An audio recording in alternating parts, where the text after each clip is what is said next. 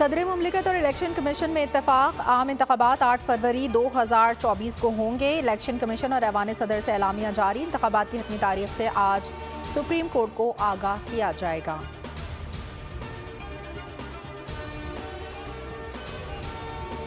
हर कोई कहता है इलेक्शन शफाफ हो, लेकिन फिर मुदाखलत होती है। चीफ इलेक्शन कमिश्नर कहते हैं सदर मुमलिकत से मुलाकात से इनकार नहीं किया। पंजाब से इलेक्शन कमीशन के रुकन बाबर भरवाना बोले सदर ने 4 फरवरी की तारीख दी थी, सबने 8 फरवरी पर इत्तेफाक किया।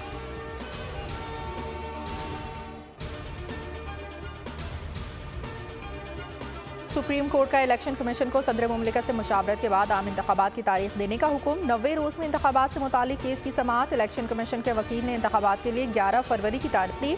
चीफ जस्टिस का सदर मुमलिकत की मंजूरी के बाद आज हतमी तारीख देने का हुक्म जारी।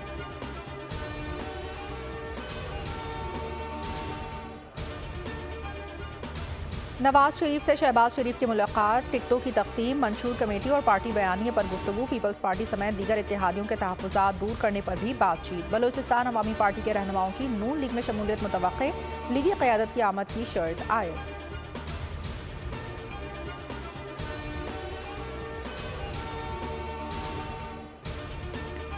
जस्टिस इरफान सादत आज सुप्रीम कोर्ट के जज का हल्फ उठाएंगे। चीफ जस्टिस काजी फाइसीसा जस्टिस इरफान सादत से हल्फ लेंगे। सदर मुमलिकत ने जस्टिस इरफान सादत की सुप्रीम कोर्ट में तैनाती की मंजूरी दी।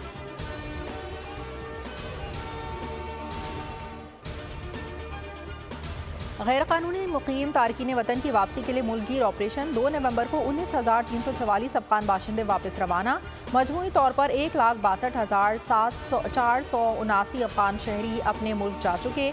कराची समेत मुल्क भर से अफगानों की वापसी जारी। तोरखम बॉर्डर आज रात 11 बजे तक खुला रहेगा। FC का अफगान हुकाम के साथ इत्तेफाक।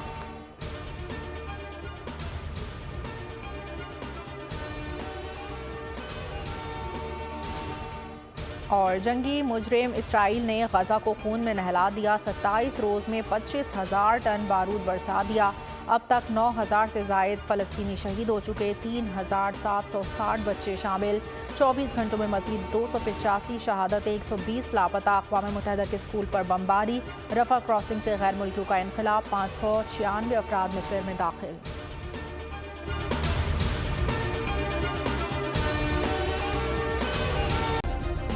सब्सक्राइब करें और बेल दबाएं ताकि कोई खबर रह न जाए।